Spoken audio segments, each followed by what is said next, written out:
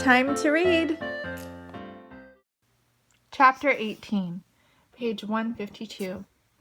Friday night, Tubbs called Matt seconds before Mrs. Stevens' news report was aired on the local television station.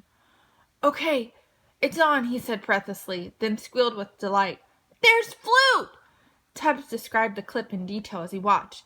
"Alex and her mom are standing around. Now, Alex and her mom are talking about dog sledding. They just said, Matt's sled dog school, but I don't see you," Tubbs reported. "Mrs. Stevens is saying how great her daughter is at everything she does," Tubbs said, "and now how dog sledding is another unique sport that her daughter has incorporated into her productive schedule of, I can't understand what she's saying, really, but she keeps petting her fur coat like it's going to start barking. I think she likes talking about Alex." "Poor Alex," Matt said. He wished he could see the TV report for himself. "Wait, now they're showing the part with the crash. Oh, there she goes! You can even see Alex's grin as she's flying through the air. Yeah, sounds like Mrs. Stevens screaming in the background. Now that's entertaining TV." As soon as Matt got off the phone with Tubbs, the phone rang again. "Is this Matt's sled dog school?" an all too familiar voice asked. "We just saw it on TV, and I want to sign up." Dread flowed through Matt's veins. This was what he wanted. He'd have 3 clients. Just in time, he'd be able to hand his final assignment next week, but the voice on the other line made his heart hammer. Yet, he had no choice. "Yep," Matt said. "I don't know why you're all of a sudden interested in my project, Jacob, but you can start tomorrow. It's $10 a week, cash only. We meet in my yard at 10 in the morning. You know where to find it." Jacob's car pulled into the driveway Saturday morning. Matt kept thinking it had just been some joke he was trying to pull, but there Jacob was, stepping out of his mom's Jeep and looking around imperiously. "Sup, Smokey?" "Stop calling me that." Matt had just finished cleaning the dog yard and really wished he wasn't holding a poop shovel. "Okay, don't get your panties in a twist. I'm just playing with you." Cool as he could, Matt hurried to the barn and leaned the shovel against the side where it belonged. As Jacob's mom drove away, the dogs started up a happy howl. They had warm chicken broth in their bellies and a clean yard, and they knew they were going for a run soon. Life was good enough to sing about. Matt glanced over to see Fu on top of his doghouse, with his head thrown back, his rough neck stretched out. His long, low howl wavered and curled around the others. Matt could pick out each distinct voice. Savage had the nicest howl, rich and wonderful. And then the pups started up from their pen. They were getting louder, not better, but they tried. "Hey, listen to the dogs! They're celebrating that I'm here! When do we get started, yo?" Somehow, Jacob's voice ruined the whole song. "We have to wait for the others to get here before we start. I have a lesson plan." "That girl from TV?" "Yeah, and my friend Tubbs." Matt didn't know why he felt the need to stress that Tubbs was his friend. He stared at Jacob and remembered the last time he'd been here. Matt couldn't believe he'd ever thought Jacob was his friend, and now Jacob was back at his house. At least Dad was watching Lily today. He'd finally finished his big pottery order, and things were going back to normal. Matt glanced at Jacob again. Normal for us, anyway, Matt thought. As soon as Tubbs' minivan showed up, Matt let out a relieved sigh. He was like a dog with his pack at his back. He felt bigger, as though he could face down an intruder, as long as he wasn't alone. But when Jacob watched Tubbs climb out of his vehicle with Flute and huff over to them, Jacob's eyes widened and a smirk crept over his face. A hot feeling flooded through Matt. Alex arrived right after Tubbs. For a long moment, they all just stood there eyeing one another. Both Alex and Jacob were busy looking down their noses at each other, which would have been funny to Matt any other time. Matt was just realizing he should probably say something when Flute made an unexpected dash for the dog yard. Tubbs tripped over the snow, fell onto his face, and let go of the leash.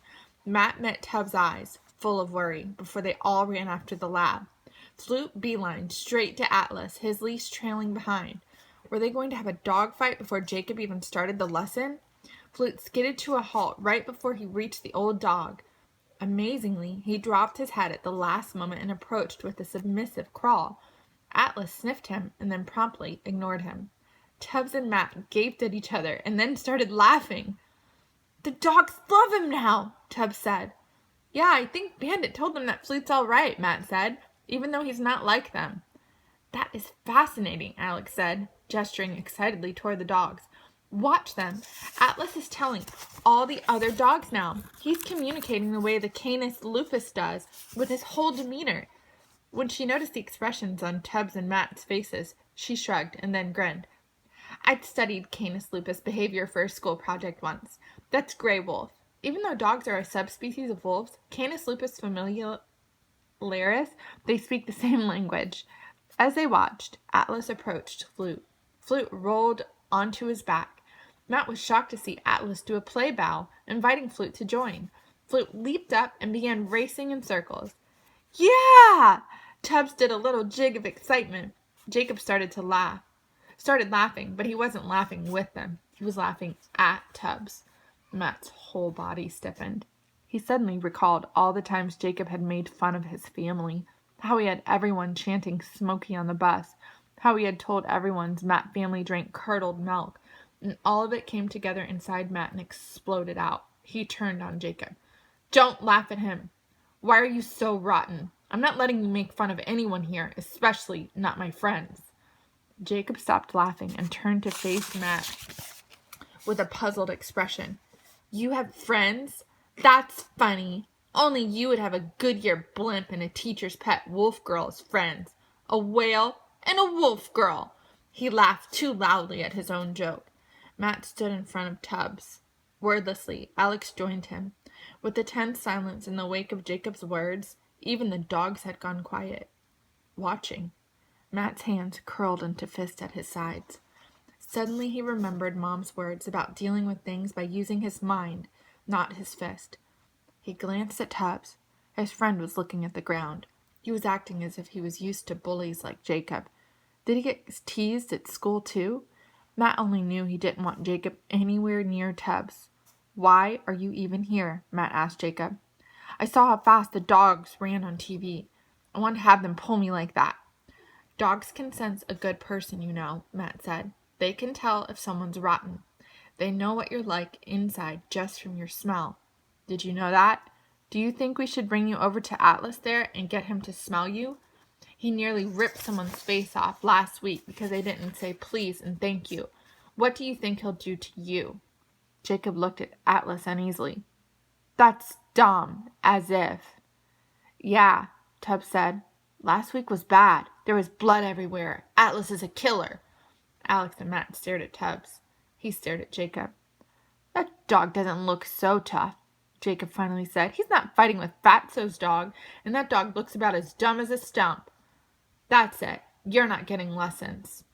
What? You can't do that. Jacob's expression shifted slightly. He almost looked desperate. His shoulders sagged as though they were suddenly tired of bearing a weight. I need to. I have to hide out for the day, he said with a small voice. Dad's on a rampage about the whole bottle drive thing. I have to stay out of his way. Matt felt uneasy that Jacob seemed to have finally said something true, but Matt still needed to protect his friends. This is my school. I make the rules. Jacob's expression turned steely again. But I'm a paying customer, and don't you need all your paying customers? Jacob was right. Matt did need them. The dogs only pull real mushers. You have to take the lessons to become a musher, and you can't because... Matt took a deep breath. Because I'm not teaching you. You're expelled.